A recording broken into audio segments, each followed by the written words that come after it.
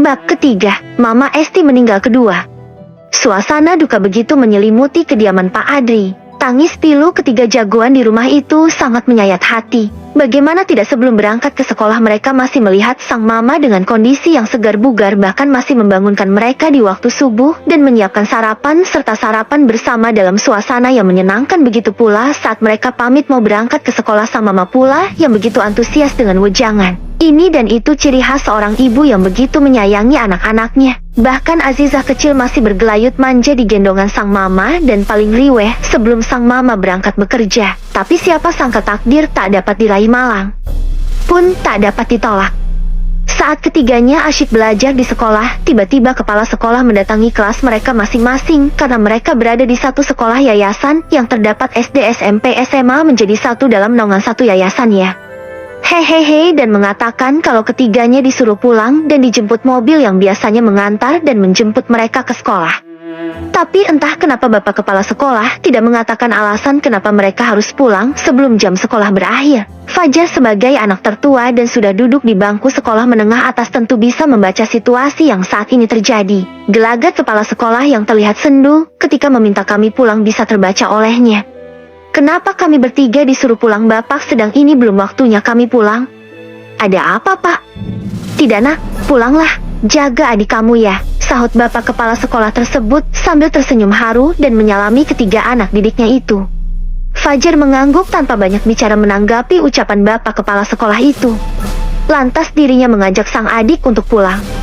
Setelah menempuh waktu beberapa menit menuju rumahnya, lidah Fajar keluh ketika melihat bendera kuning tertancap di depan rumahnya dan begitu banyak kerabat serta tetangga yang berada di halaman rumah yang sudah dipenuhi deretan kursi yang berjajar itu. Pikiran Fajar semakin kalut ketika beberapa kerabat dekat, om serta tantenya menghampiri ketiganya dan meminta turun dari mobil. Ada apa ini sebenarnya om? Tante tolong jawab, ada apa ini? Fajar begitu tak sabar dengan jawaban om dan tantenya ketika melihat bendera kuning berada di depan rumahnya. Om Hari dan Tante Mila yang merupakan adik kandung Bu Esti tak mampu berkata sedikit pun. Mereka memeluk erat keponakannya itu dan membimbing ketiganya masuk ke dalam rumah. Di dalam rumah duka kediaman Pak Adri, suasana haru dan tangis pilu semakin menyanyat ketika melihat ketiga putranya turun dari mobil yang menjemput mereka dari sekolah. Fajar yang sudah mengerti dengan situasi itu langsung berlari ke dalam rumah tanpa mempedulikan om dan tantenya serta orang-orang sekitar. Diikuti kedua adiknya, dia terus berlari masuk. Dia semakin menangis histeris saat melihat sang ayah duduk bersila sambil memangku Azizah kecil sambil berdoa di dekat sekujur tubuh yang tertutup kain. Fajar berlari menuju ayahnya. Ayah, apa yang terjadi? Ayah, ada apa sebenarnya? Sabarlah nak, doakan mama kalian. Ayah, ini tidak mungkin, ini bukan mama kan ya? Tidak, ini bukan mama ya? Tidak, mamaku tadi pagi pergi ke sekolah sedang mengajar. Tidak mungkin ya? Tangis Fajar begitu pilu sambil membuka kain penutup wajah mamanya. Tangis Fajar, Fahri dan Ronial begitu memilukan ketika melihat wajah yang ditutup kain itu benar-benar sang mama. Ma, kenapa mama tega meninggalkan kami ma? Kenapa mama pergi tanpa pamit? Kenapa ma? Tangis Fajar dan sang adik sangat memilukan siapapun yang mendengar. Aku mau ikut mama. Tangis pilu Ronial bocah yang masih duduk di bangku sekolah dasar itu sambil terus mengguncang tubuh mamanya. Bangun ma, wah mama jangan tidur, mama gak boleh mati, mama bangun. Sudah nak, sudah, kita berdoa untuk mamamu ya. Peluk Tante Mila sambil menggendong Ronial menjauh dari tubuh kakaknya yang sudah terbujur itu. Tidak, tante, mama gak boleh mati, mau ikut mama. Mama. Isak tangis ketiga bocah laki-laki itu sangat memilukan. Mereka menangis histeris dalam dekapan sang tante dan kerabat lainnya. Banyak kerabat yang tak kuasa melihat pemandangan itu, sehingga ikut risak karena tak kuat melihat kepiluan bocah yang kehilangan sesosok seorang ibu secara mendadak dan sangat tiba-tiba. Lain dengan kakaknya, lain dengan Azizah, bocah yang baru kemarin merayakan ulang tahun yang keempat itu belum begitu mengerti apa arti sebuah kehilangan. Dia begitu nyaman dalam dekapan sang ayah sambil bertanya bingung kenapa kakaknya menangis semua. Mama tidur ndak, bangun ayah. Mama tidur lama, nanti malam Zizah mau tidur dengan mama lagi. Celoteh Azizah sambil bermain di pangkuan ayahnya. Pak Adri terenyuh mendengar celotehan Zizah kecil yang belum begitu paham dengan apa yang terjadi. Beruntung dia tidak rewel dengan kondisi duka ini sehingga Pak Adri tak begitu kesulitan memberikan pengertian dan penjelasan tentang apa itu kematian. Zizah sayang sama mama kan nah. Zizah ingin gak kalau Zizah melihat mama masuk surga. Di sana ada bidadari surga yang akan menemani mama. Zizah mau mama masuk surga kan? Mau. Zizah sayang mama, Zizah mau mama masuk surga ya. Zizah juga mau ikut mama masuk surga biar ketemu bidadari banyak segini. Celoteh lucu gadis 4 tahun itu sambil mengacungkan semua jarinya untuk menghitung jumlah bidadari. Anak pintar, ucap ayah Azizah sambil mencium pucuk kepala anak bungsunya itu. Tapi Zizah gak bisa ikut mama. Kalau Zizah ikut mama, ayah gak ada yang menemaninya di sini. Ayah bakal sendirian nanti, gak ada yang menemani ayah tidur, gak ada yang menemani ayah ke kebun binatang. Zizah sayang ayah juga karena Zizah di sini menemani ayah dan kakak ya. Biar mama pergi ke surganya sendirian dan akan ditemani bidadari di sana. Ucap Pak Adri sambil menahan tangis supaya tidak diketahui Azizah bahwa dirinya menangis. Para tetangga dan kerabat menahan haru mendengar ucapan Pak Adri yang berusaha memberi penjelasan kepada putri bungsunya itu supaya Zizah kecil paham dengan apa yang terjadi saat ini. Beruntung Azizah anak yang cerdas dan mudah memahami perkataan orang dewasa sehingga Azizah diam sambil memeluk ayahnya erat. Lurus sudah pertahanan Pak Adri. Air mata yang ditahannya sejak tadi sudah tidak bisa dibendung lagi. Dia mendekap erat tubuh kecil Azizah sambil mengusap air mata yang terus-menerus luruh di kedua pipinya. Pak Adri begitu kehilangan istrinya yang pergi secara tiba-tiba itu. Bohong jika Pak Adri berucap dia tidak sakit. Dia begitu sakit menghadapi cobaan yang tidak disangka-sangkanya itu. Kehilangan istri secara mendadak, bahkan anak bungsunya masih sangat membutuhkan mamanya. Tapi takdir berkata lain, Pak Adri siap tidak siap harus menerima kenyataan pahit ini bahwa sang istri sudah pergi untuk selama-lamanya dan tidak akan pernah kembali lagi dengan meninggalkan 4 buah hati yang hebat yang masih sangat membutuhkan kasih sayang dari sang mama, terutama Zizah kecil. Kebersamaan dengan sang mama begitu singkat, tapi siapa sangka dari ucapan-ucapan istrinya yang beberapa hari ini yang dirasa aneh oleh Pak Adri itu sebagai tanda bahwa istrinya akan meninggalkan dunia ini selama-lamanya. Bab keempat, hati yang bimbang. Setelah acara pemakaman Bu Esti usai, Pak Adri mengajak keempat anaknya untuk pulang ke rumah. Zizah mulai menangis. Zizah kecil mulai menyadari bahwa sang mama tidak ada di dekat mereka semenjak tadi, bahkan malam menjelang pun mamanya tidak kelihatan di dalam rumah seperti biasanya. Azizah terus mencari mamanya ke dalam kamar, ke dapur, dan segala penjuru rumah. Mama kemana? Mama. Teriak Azizah begitu kencang di dalam rumah. Yang dia tahu mamanya tadi tidur lama dan gak bangun-bangun. Deh, sudah jangan teriak-teriak. Tadi ayah sudah bilang kalau mama pergi ke surga, di sana mama bakal ditemani bidadari kan? Yuk sini kita sholat dan kita doakan mama semoga mama bahagia di surga sana. Sekarang adik ambil air wudhu dan kita sholat, setelah itu kita berdoa untuk mama ya. Iya yuk, sama kakak Fahri saja deh ambil air wudhunya. Sini kakak gendong. Zizah memang gadis kecil yang pintar sehingga dia menuruti ucapan sang kakak tanpa drama dan bantahan sedikit pun. Adik sholat di sini di belakang kakak ya. Nanti kita berdoa untuk mama. Iya kakak. Sesuai sholat mereka langsung menengadahkan tangan sambil berdoa. Ya Allah, semoga mama Zizah bahagia di surga ya Allah. Semoga bidadari banyak yang menemani mama dan sayang sama mama Zizah ya Allah. Amin. Doa Zizah selesai sholat bersama kakaknya. Kapan mama pulang dari surga kak? Pertanyaan Zizah kecil begitu menyentuh hati. Alhamdulillah adik sudah pintar mendoakan mama dan mama pasti bahagia di surga sana. Yuk kita nemuin ayah, kita makan dulu ya, setelah itu adik kakak temani tidur. Kakak Azizah begitu kompak menghibur sang adik supaya mengerti bahwa mamanya memang pergi tanpa kembali.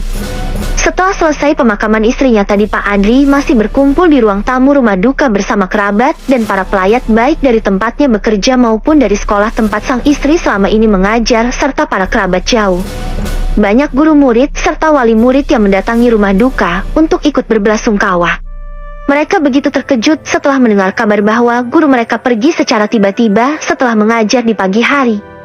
Banyak dari mereka yang tidak percaya kalau Bu Guru bakal pergi secepat itu. Sebenarnya bagaimana kejadiannya Bu sampai kakak saya tidak sadarkan diri di sekolah? Tante Mila bertanya kepada beberapa guru yang saat ini masih berada di rumah duka.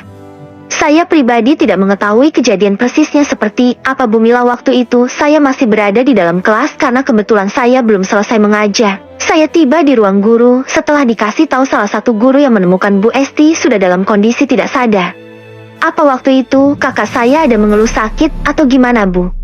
Pagi hari Bu Esti tidak mengeluh apapun Bu Mila, bahkan Bu Esti masih semangat masuk ke kelas karena kebetulan jam pagi beliau ada jadwal mengajar dan waktu jam istirahat pertama beliau masih terlihat biasa. Masih berbincang dengan kami membahas study tour. Dan setelah jam istirahat usai kami masuk kelas kembali sesuai jadwal kami dan saya lihat Bu Esti juga masuk di kelas X. Tak begitu lama setelah itu ada guru yang kembali ke ruang guru karena ingin mengambil buku. Saat itu beliau sudah melihat Bu Esti tengkurap di mejanya sambil tangannya sebagai bantalan Bu. Tapi beliau menyangka kalau Bu Esti hanya rehat sejenak sambil tiduran di meja kerjanya. Lalu beliau tegur Pak Wahyu yang kebetulan juga baru masuk ke ruang guru. Tapi tidak ada sahutan sama sekali Bu. Bahkan sudah berulang-ulang Bu Esti tetap saja diam. Lalu gimana Bu? Lalu Pak Wahyu mendatangi penjaga sekolah yang kebetulan lewat depan ruang guru sambil memanggil guru yang lainnya untuk meminta bantuan membangunkan Bu Esti, dan setelah itu Bu Esti dibangunkan oleh salah satu rekan kami, tapi beliau sudah dalam kondisi mengorok Bu. Atas inisiatif Bapak Kepsek lalu Bu Esti kami bawa ke rumah sakit dan kita mengabari suaminya. Kami sangat terkejut dan terpukul mendapat kabar jika Bu Esti sudah berpulang Bu. Tolong dimaafkan segala salah kakak saya Bapak Ibu jika almarhumah semasa hidup mempunyai salah yang mungkin tidak almarhumah sengaja, dan tolong Bu Pak jika sekira kakak saya ada hutang yang belum terlunasi tolong menghubungi saya atau keluarga yang lainnya. Baik Bu Mila, nanti coba saya bantu tanya ke rekan lainnya dan akan menghubungi Ibu jika sekira Bu Esti ada hutang. Kalau begitu saya dan rekan yang lainnya pamit untuk pulang dulu Bu karena hari sudah malam. Sekali lagi saya dan rekan-rekan ikut berbelasungkawa atas kepergian Bu Esti yang begitu tiba-tiba. Iya Bu Pak, terima kasih banyak atas waktunya, ucap Tante Mila sambil menyalami dan mengantar tamunya sampai di depan. Mila, mulai besok kita adakan tahlilan selama 7 hari, tolong kamu urus semuanya dan biar nanti hari yang menghubungi Pak RT untuk meminta warga tahlilan besok. Tolong Kani urus masalah dapur, mau kamu catering atau cari orang yang membantu masak sampai 7 hari terserah kamu Mil. Iya Mas, jangan khawatir, nanti akan saya urus bersama Mas Haris. Mas Andri istirahat saja, ini sudah larut, jangan sampai Mas Andri sakit karena kurang istirahat, kasihan anak-anak Mas. Iya kalau begitu saya tinggal ke kamar dulu. Entah kenapa sejak tadi Pak Adri begitu sulit memejamkan mata, ini malam pertama di mana dia tidur sendirian tanpa ada istrinya. Sebelum masuk ke kamar tadi dia pun sudah memastikan bahwa putri bungsunya sudah tidur nyaman bersama kakaknya.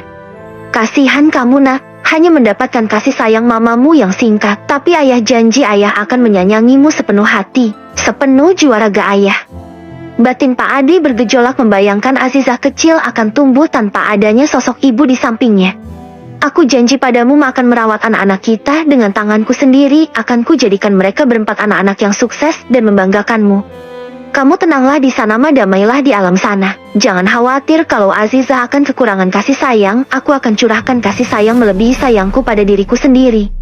Setelah lelah berperang dengan batinnya yang tak menentu, akhirnya Pak Adri bisa tidur dengan pulas.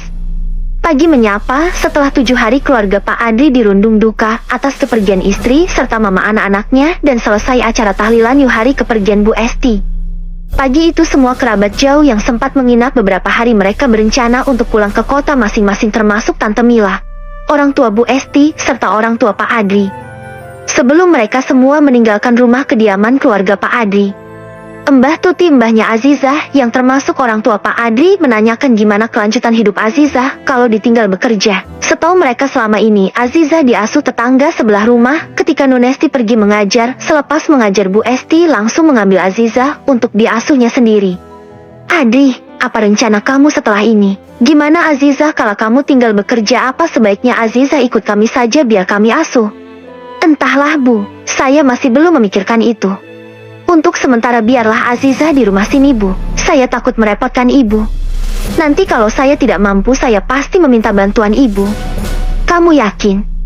Iya Bu, biar Azizah dan anak-anak tetap di rumah sini untuk sementara, nanti saya pikirkan kembali. Baiklah kalau begitu, jangan sungkan-sungkan mereka semua cucu-cucu Ibu. Ibu berharap mereka tak kurang satu apapun, apalagi Azizah. Ibu takut sepeninggal mamanya dia kurang kasih sayang. Ya sudah kalau gitu kami pamit dulu, nanti Ibu kesini lagi untuk menjenguk mereka. Fajar Fahri Ronial Azizah, Mbah pulang dulu ya, baik-baik di sini jaga ayah serta jangan lupa doakan mama ya. Oke nak, Mbah pulang dulu. Setelah melepas kepergian Mbah dan saudara lainnya, mereka masuk ke dalam rumah sambil berlarian. Zizah begitu riang dan teriak histeris ketika digodain sang kakak. Suasana rumah itu begitu meriah dan ceria dengan teriakan-teriakan Zizah kecil yang digodain kakak-kakaknya sehingga mereka lupa akan duka kehilangan sesosok wanita yang melahirkannya. Pak Adri begitu bahagia melihat pemandangan itu. Dia begitu bersyukur dikaruniai anak laki-laki yang begitu menyayangi adiknya. Meskipun Azizah anak perempuan satu-satunya di keluarga itu, tapi mereka semua sangat menyayangi Azizah. Gimana kalau aku bekerja? Apa Azizah tetap aku titipkan, tapi aku bekerja sampai sore bahkan malam hari. Gimana dengan Zizah? Gimana kalau nanti dia rewel ditinggal bekerja selama itu? Aku tidak tega untuk menitipkan Zizah ke ibu ataupun Mila, mereka punya kesibukan sendiri. Gimana kalau Zizah kecil aku masukkan ke pondok pesantren saja, tapi apa dia tidak rewel? Apa nanti dia betah di sana? Aku pusing harus bagaimana. Hati Pak Adri terus berperang. Satu sisi dia tidak ingin Azizah diasuh oleh orang lain, tapi satu sisi dia juga tak tega menaruh Azizah di pesantren. Bingung kan? Bersambung.